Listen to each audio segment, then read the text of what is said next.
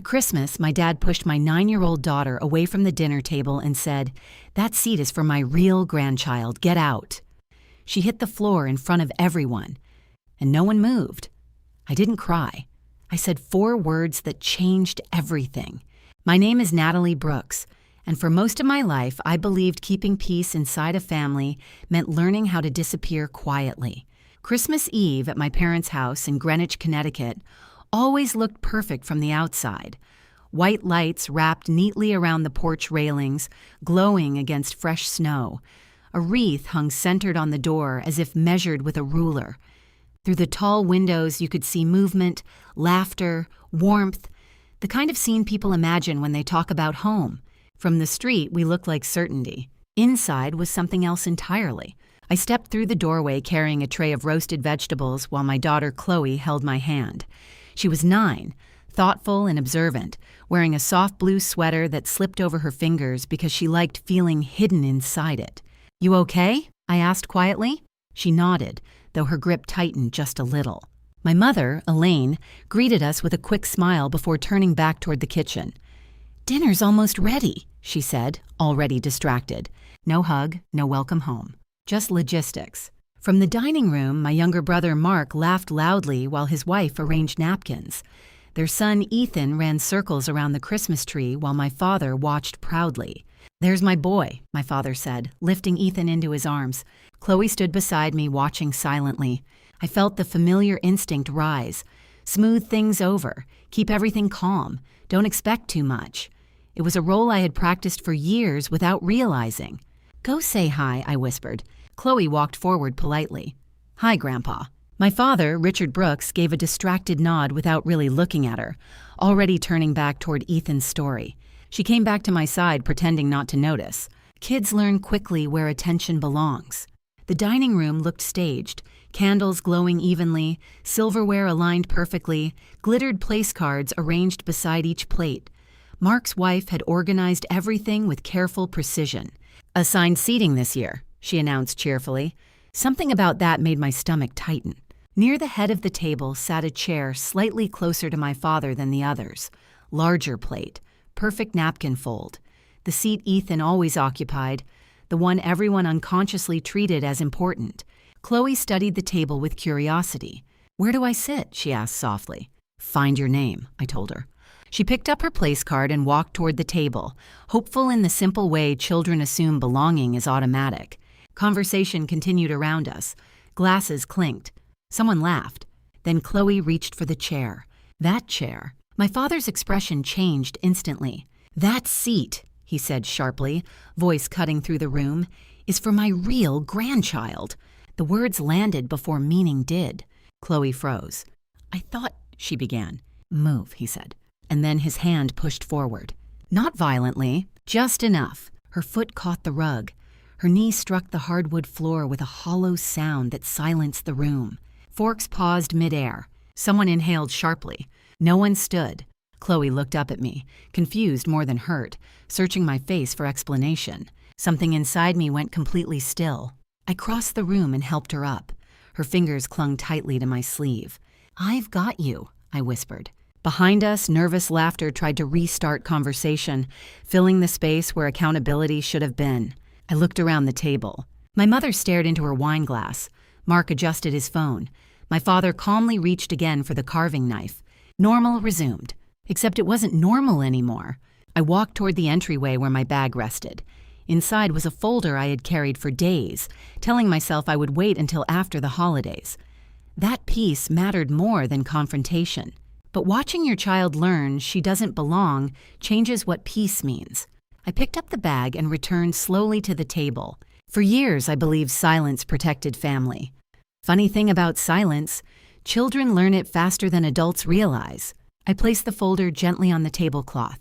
"I think," I said calmly, meeting my father's eyes. "We're done pretending." The room fell silent again. And in that moment, something shifted. The kind of shift you don't fully understand yet, only feel. Because sometimes the first time someone tells the truth isn't loud at all. It's just honest. And once honesty enters a room, it becomes impossible for everyone else not to hear it, even if they pretend otherwise. No one reacted right away. The words we're done pretending hung over the table like fragile glass, waiting for someone to break it. For a moment, I thought maybe my mother would stand. Maybe my brother would finally say something, anything, acknowledging what everyone had just watched. But silence had always been the strongest tradition in our family. My father recovered first. He leaned back slightly in his chair, irritation settling into his expression.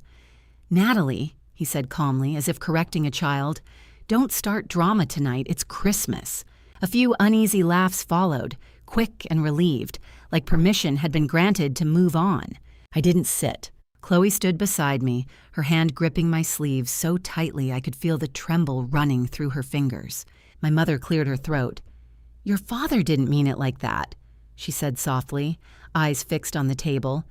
"Everyone's just emotional, not an apology, an explanation." Mark sighed loudly. "Can we not do this right now?" he muttered. "You always pick the worst timing." The familiarity of it almost felt scripted. For years, every conflict ended this way, my reaction becoming the problem instead of what caused it. Chloe tugged gently at my arm. "Mom, it's okay," she whispered. She was trying to fix it, trying to make things easier for me. The realization hurt more than the shove itself. I knelt beside her, brushing her hair away from her face.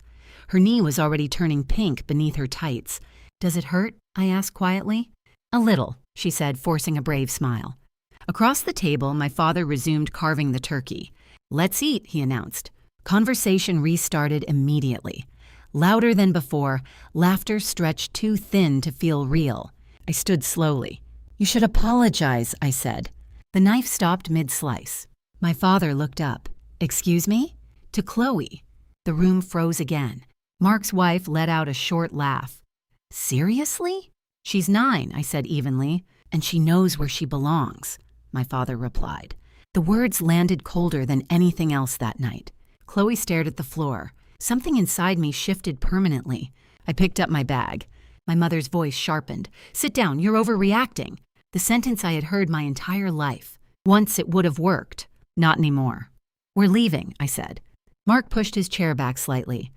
"You're really doing this? Over nothing?" I didn't answer. Some decisions don't need explanation.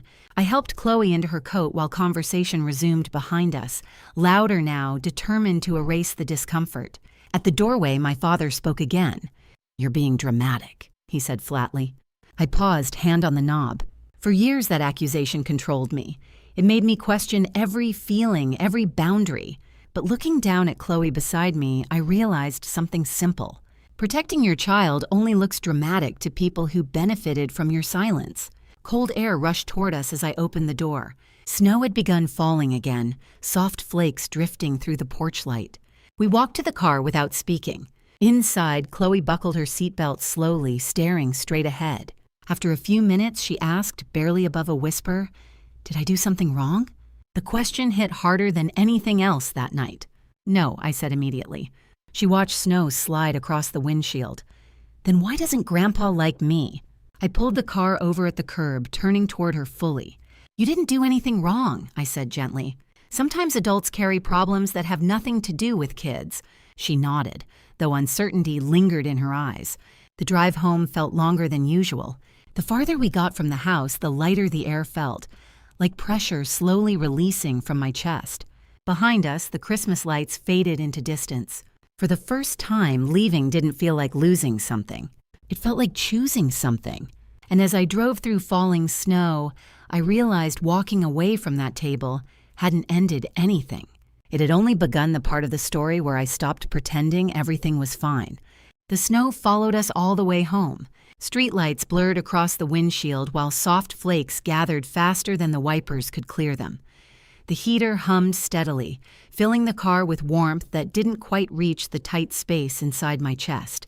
Chloe sat quietly beside me, hands tucked into her sleeves again. She watched the passing lights without speaking, her reflection faint against the glass. I waited. Children talk when silence finally feels safe. After a few minutes, her voice came soft but certain. "He loves Ethan more." It wasn't a question. I swallowed. Grandpa shows things differently sometimes. Even as I said it, the words felt thin. Explanations adults use when truth feels too heavy to hand directly to a child. She nodded slowly. I tried to be good, she said. I didn't touch anything. My grip tightened on the steering wheel.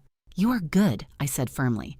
You didn't do anything wrong. She hesitated again. Then why did he say I'm not real? The words settled heavily between us. I pulled the car over beside a quiet park, tires crunching softly against fresh snow. For a moment I just sat there, breathing, searching for something honest enough to say without passing the hurt forward. I turned toward her. Listen to me, I said gently. You are real. You belong with me. Always. Her eyes searched mine carefully, measuring whether I truly believed it. After a moment, she nodded and leaned back into her seat. I was embarrassed, she whispered. I know, I said quietly. We stayed parked until her breathing slowed and exhaustion finally took over. By the time we reached our apartment building, she had fallen asleep. I carried her upstairs, careful not to wake her. She felt small in my arms, lighter than the weight pressing on my thoughts. Inside, our apartment smelled faintly of cinnamon from a candle we'd lit earlier that week. Our small Christmas tree glowed softly in the corner, decorated with handmade ornaments and uneven strands of lights. Nothing perfect, everything ours. I laid Chloe gently on the couch and rolled up her pant leg.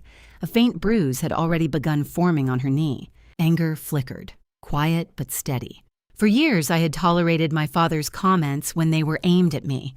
I convinced myself it was easier to ignore them, easier to keep peace. But seeing that harm land on my daughter felt different. My phone buzzed on the counter, then again and again. Mom, Mark, Dad. I ignored them all. Instead, my attention drifted toward my bag near the door. The folder inside felt heavier tonight. 2 weeks earlier, I hadn't even known it existed. Now it felt like something waiting, a line I could either cross or avoid forever. I walked over and pulled it out. The legal paper rustled softly as I opened it. At the top sat my grandfather's name, Harold Brooks. Memories surfaced immediately. His quiet encouragement, birthday card slipped into my hand when no one else noticed. The only person in that house who never made me feel like an extra guest. I flipped through the pages again until my eyes landed on the line that still shocked me. Beneficiary Natalie Brooks. Equal share. For years, I believed there was nothing left after he passed, that decisions had already been settled. But documents didn't carry emotion. They carried intention. Across the room, Chloe stirred slightly in her sleep, clutching the blanket tighter. I closed the folder halfway. This wasn't just about my childhood anymore. It was about hers. I sat beside her, brushing her hair gently until she settled again. Tomorrow, I decided. Tomorrow, I would call the attorney whose name appeared at the bottom of the paperwork. Not to fight, just to understand. Outside, snow continued falling, covering the streets in quiet white layers, soft enough to look peaceful, heavy enough to change everything underneath. And for the first time since leaving my parents' house, I realized something clearly. Walking away from the table hadn't been the hardest part. The hardest part would be refusing to go back to pretending nothing had happened. Christmas morning felt strangely calm. No rushing between houses, no rehearsed conversations in the car, no quiet anxiety sitting beneath forced smiles. Sunlight slipped through the apartment blinds, reflecting softly off the ornaments Chloe had insisted on placing unevenly across our small tree. She padded into the living room wearing oversized pajamas, hair messy, eyes bright with anticipation. "Did Santa still come?" she asked carefully, as if worried the night before might have changed everything.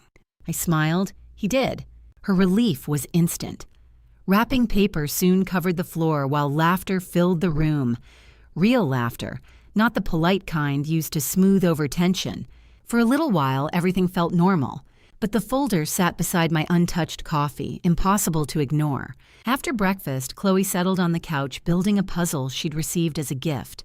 I opened the folder again, forcing myself to read more carefully this time. Legal language filled the pages, dense and formal, but certain phrases stood out clearly. Trust agreement, equal beneficiaries, distribution authority. My name appeared repeatedly. So did my father's, listed as trustee. I turned another page. Columns of numbers followed, dates, withdrawals, approvals. At first they meant nothing, then patterns began to form. Large amounts withdrawn within months of my grandfather's death. Approved by trustee's signature. A memory surfaced unexpectedly. The year my car broke down and I asked my parents for help replacing it. My father had shaken his head sympathetically. "You need to learn independence," he'd said. At the time, I believed him. Now I stared at the dates again. They matched. My chest tightened. Across the room, Chloe hummed softly, completely absorbed in fitting puzzle pieces together. Watching her steadied me. I flipped further. Another signature appeared. My mother's, careful handwriting confirming approvals beside my father's name. I stopped breathing for a moment. I had always told myself she stayed quiet because she didn't want conflict, that she was caught between loyalty and fairness. Seeing her name written again and again changed that assumption. The realization didn't feel explosive. It felt steady, like a truth settling into place after years of uncertainty. My phone buzzed. A message from Mark appeared. "You embarrassed Dad last night. Mom's really upset." No mention of Chloe. No acknowledgement of what happened. I set the phone face down. Silence used to feel uncomfortable. Now it felt protective. I gathered the papers carefully, sliding them back into the folder. This wasn't something I could ignore anymore. Not after last night. Not after Chloe's question in the car. I searched the attorney's name printed at the bottom of the documents. Daniel Mercer, estate law. His office was only 15 minutes away. My finger hovered over the phone for a long moment. Calling meant change. It meant conflict becoming real instead of hypothetical. It meant stepping outside the role I had always played, the one who smoothed things over. But staying silent meant teaching Chloe the same lesson I had learned growing up. That discomfort should always be swallowed to keep others comfortable. I dialed. A receptionist answered warmly and scheduled an appointment for later that week. When I hung up, the apartment felt different. Nothing visible had changed, but something inside me had. I wasn't reacting anymore. I was choosing. Chloe looked up from her puzzle. "What are you doing?" I smiled faintly. "Fixing something." She nodded as if that made perfect sense and returned to her puzzle pieces, patiently searching for where each one belonged. I watched her for a long moment. Maybe that was what I was finally doing too. Finding where the truth fit, even if it changed the picture I had always believed in. Outside, snow melted slowly beneath pale winter sunlight. And for the first time, the future didn't feel like something I had to endure. It felt like something I could shape. Daniel Mercer's office sat above a row of small shops on Elm Street. The kind of building you could walk past your entire life without noticing. A narrow staircase led upstairs, worn smooth in the center from years of footsteps. Halfway up, I nearly turned around. Not because I doubted the documents anymore, but because walking into that office meant admitting things were real. That what happened at Christmas wasn't just another uncomfortable family moment I could smooth over later. I thought of Chloe's question in the car. Why am I not real? I kept climbing. The office door opened into a quiet reception area that smelled faintly of paper and coffee. A woman at the desk greeted me warmly before leading me into a smaller room lined with legal books. Daniel Mercer stood when I entered, offering a firm but calm handshake. "Ms. Brooks," he said, "please have a seat." I placed the folder carefully on his desk. "I'm not sure what this is," I admitted. "I just know something doesn't feel right." He nodded, opening the folder without comment. The room fell silent except for the turning of pages. I watched his expression shift slowly. Not surprised, just focused, like someone recognizing a familiar pattern. After several minutes, he looked up. "Who told you there was nothing left from your grandfather's estate?" "My parents," I said. He nodded once. "If these documents are accurate," he said carefully, tapping the page, "you are a named beneficiary. Trustees cannot simply decide one beneficiary matters more than another." The words landed heavily. For years, I had accepted the explanation that there simply wasn't anything left. That timing had worked against me, that life wasn't always fair. Now fairness looked like something measurable. "I don't want to fight them," I said quickly. "I just want to understand what happened." Daniel leaned back slightly. "Most people begin there," he said. "Understanding tends to lead to action." He turned several pages toward me, pointing to highlighted sections. "These withdrawals," he explained, "should reflect equal responsibility to all beneficiaries. If distributions favored one party repeatedly, that becomes a legal concern." Legal concern. Hearing it framed that way shifted something inside me. For years, I had interpreted everything emotionally. Favoritism, personality differences, misunderstandings. Now it sounded procedural, objective, real. I asked them for help once, I said quietly. They said they couldn't. Daniel didn't react emotionally. He simply nodded, letting the document speak. We can request a full accounting, he said. Every transaction, every approval. Transparency answers questions very quickly. My stomach tightened. What happens if we do that? They will know, he said honestly. I stared at the paperwork. For years, silence had felt safer. Silence kept holidays intact. Silence prevented conflict. But silence also allowed stories to continue unchanged. Sometimes people don't realize how many others are quietly watching moments like these, learning what is acceptable, learning when to stay quiet. And sometimes the hardest decision is simply deciding the story stops repeating here. Daniel slid a form across the desk. No pressure, he added. Take time if you need it. My hand hovered over the pen. I thought about Chloe sitting at the dinner table, trying to understand why belonging could be taken away so easily. I signed. Daniel nodded once. We'll begin with a formal petition. Outside, cold air hit my face as I stepped back onto the street. Cars passed, people carried shopping bags, life continuing normally around a decision that felt enormous to me. But something inside me felt unexpectedly calm. I wasn't reacting anymore. I was choosing. When I returned home, Chloe looked up from the couch. Did you fix it? She asked. I smiled faintly. Not yet, I said, but I started. She accepted that answer easily, returning to her drawing as if beginnings were enough. Maybe they were. Because walking into that office didn't feel like starting a fight. It felt like finally stepping into a future where silence wasn't the price of belonging anymore. The envelope arrived 4 days later. It sat halfway inside my mailbox between grocery coupons and holiday advertisements, ordinary enough that someone else might have overlooked it. But the return address, Mercer and Hale Estate Law, made my stomach tighten immediately. I carried it upstairs without opening it. Chloe sat at the kitchen table working on homework, her pencil moving slowly as she counted on her fingers. The bruise on her knee had faded to a faint yellow, but she still shifted carefully when she stood. Can you check this one? She asked, sliding her math sheet toward me. Of course. We worked through fractions together while the envelope rested beside my elbow, waiting. For a few minutes, I let myself focus on numbers. Problems with answers that didn't change depending on who told the story. When she finished, Chloe ran off to grab a snack. Only then did I open it. Petition for accounting. Filed. The words felt heavier than paper should. Daniel had warned me the process would move quickly once paperwork began, but seeing it printed made everything real. Attached behind it was another document. Notice to trustees. My parents' names appeared clearly at the top. They knew. As if summoned by the realization, my phone began vibrating across the counter. Dad. I watched it ring. Once, I would have answered immediately, trying to calm whatever anger waited on the other end. I would have apologized before accusations even formed. The call ended. A text appeared seconds later. What did you do? Another buzz. Call me now. I turned the phone face down. Chloe returned, munching crackers. Everything okay? Yeah, I said gently. Just work stuff. She nodded easily and sat beside me, drawing in her notebook, humming softly. The phone rang again. Mom this time. I let it go to voicemail. Another message followed.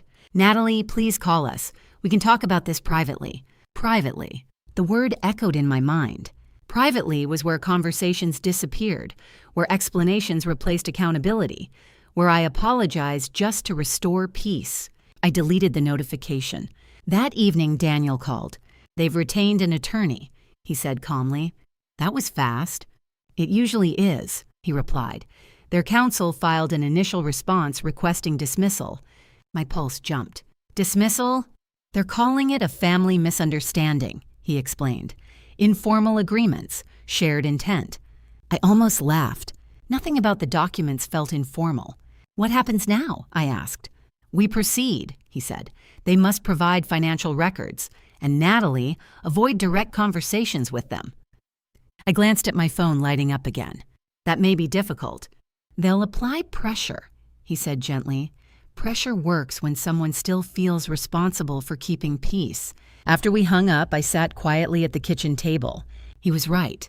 For years, peace depended on me giving in first. Silence had been mistaken for maturity.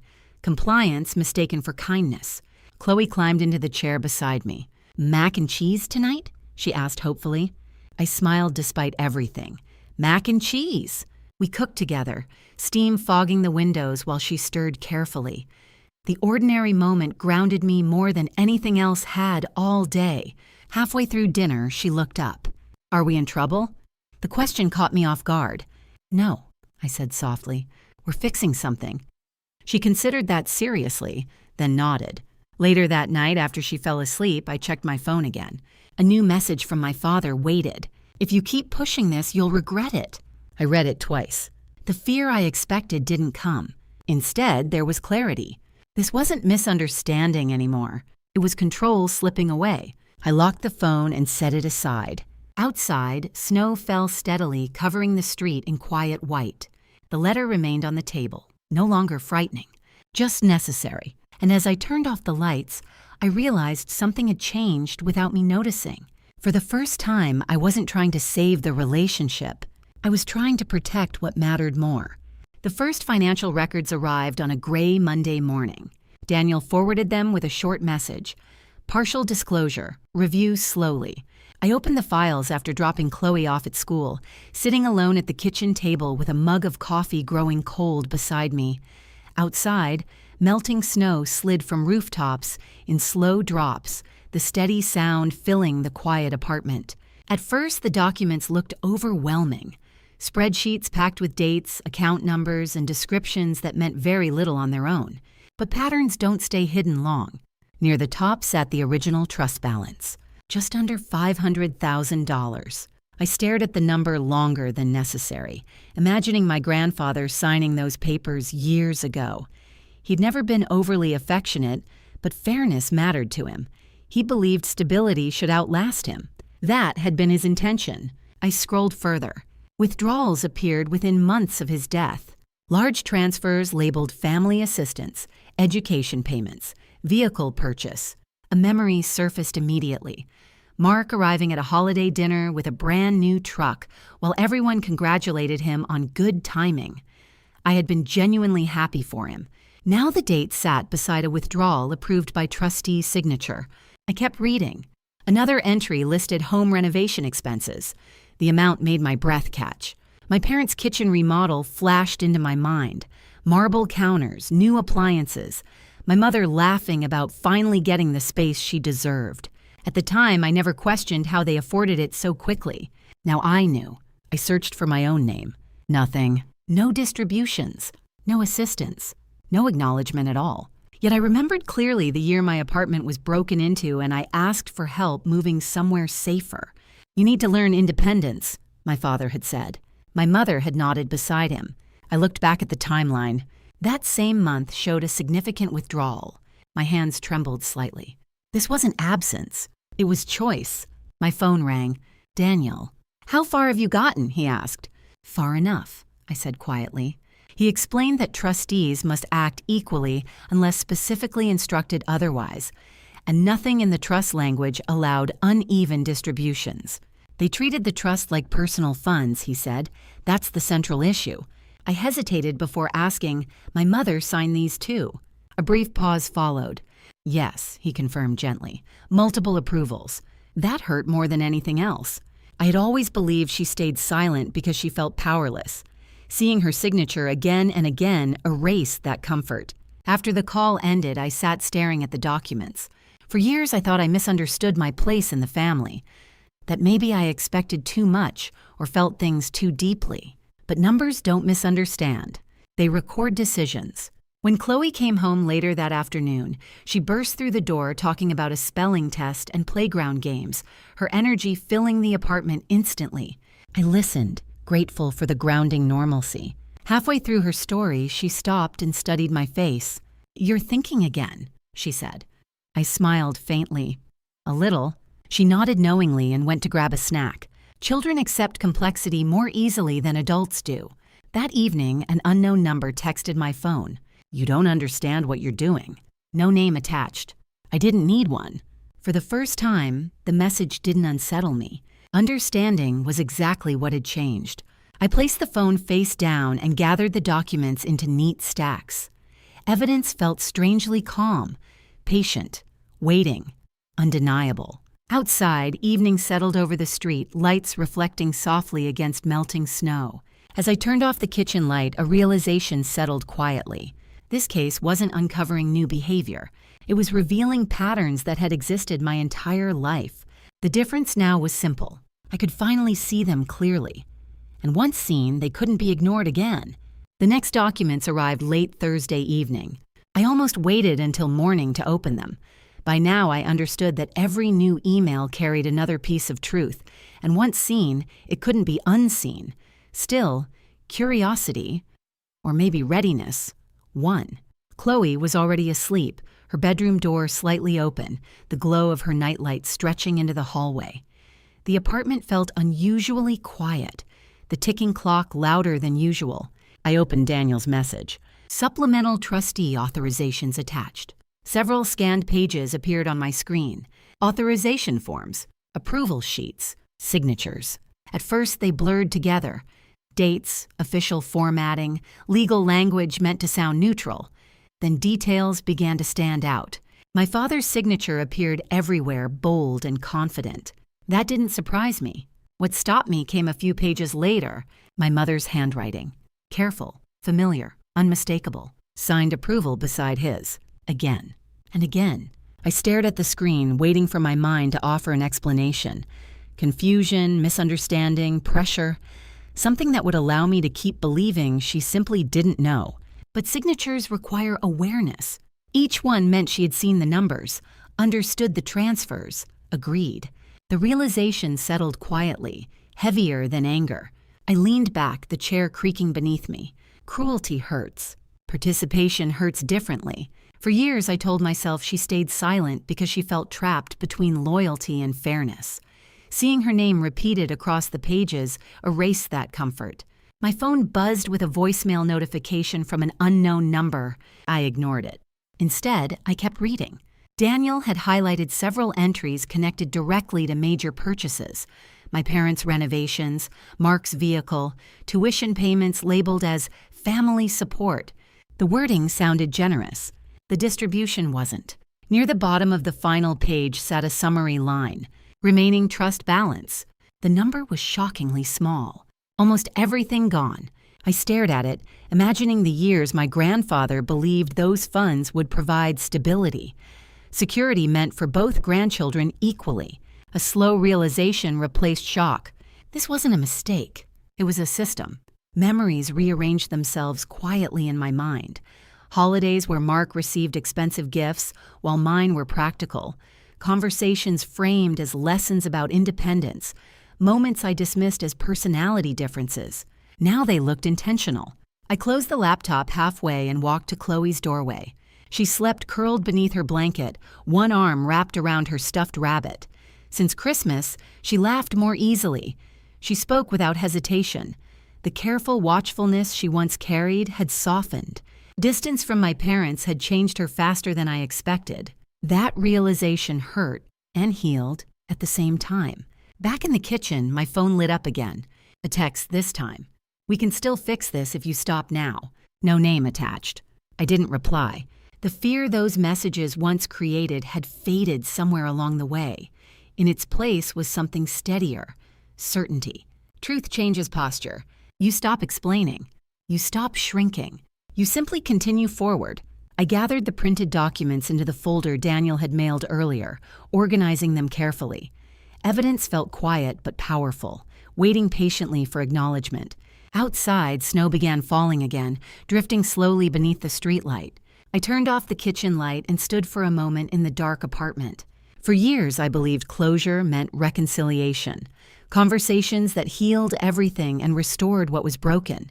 Now I understood something different. Sometimes closure arrives when you finally accept that understanding someone doesn't require allowing them access to your life. And that understanding felt unexpectedly like freedom. The courthouse looked smaller than I expected. After weeks of documents, phone calls, and sleepless nights, I had imagined something grand. a place where lives visibly changed. Instead, it was a plain brick building surrounded by melting snow and quiet morning traffic.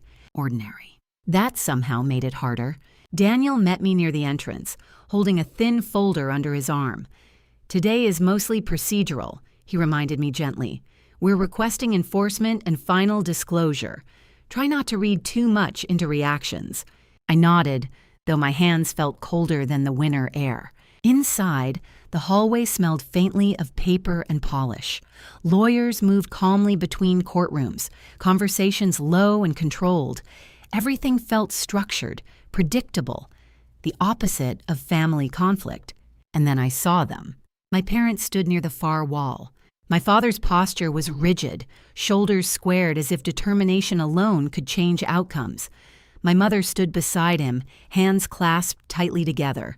Mark leaned against the wall, avoiding my gaze entirely. For a moment, old instinct pulled at me, the urge to walk over, smooth things out before anything escalated.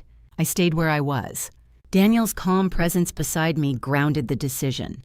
When the courtroom doors opened, we filed inside quietly. The room was smaller than television had taught me to expect.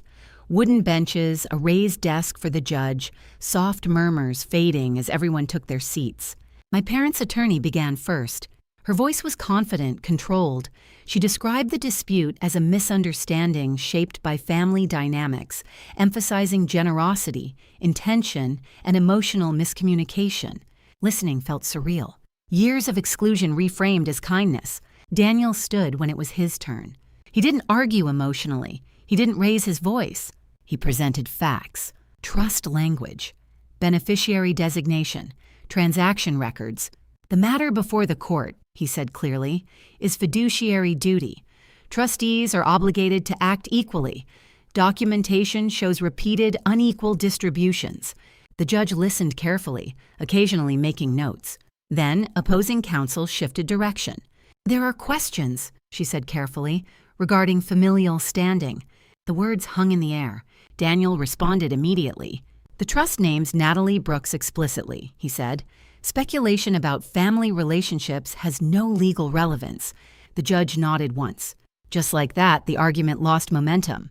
After brief discussion, the judge issued orders: final accounting required, restitution calculations prepared, and enforcement pending review of complete records. The gavel tapped softly. Hearing concluded. It happened faster than my anxiety expected. Outside the courtroom, tension returned instantly.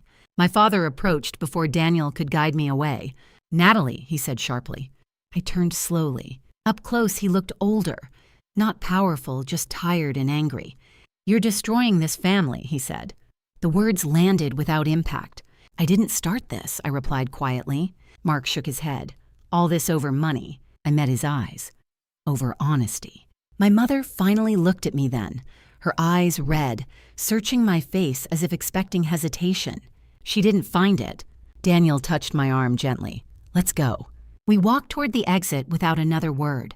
Outside, cold air filled my lungs, sharp and grounding. "How did it go?" I asked once we reached the steps. "Exactly as expected," he said. "They're running out of arguments." That phrase stayed with me during the drive home. Running out of arguments. For years, my family controlled the story: who overreacted, who misunderstood, who deserved support. Now, facts existed outside their version of events. When I opened the apartment door, Chloe ran toward me. "Did you win?" she asked. I knelt and hugged her tightly. "Not yet," I said, "but we're close."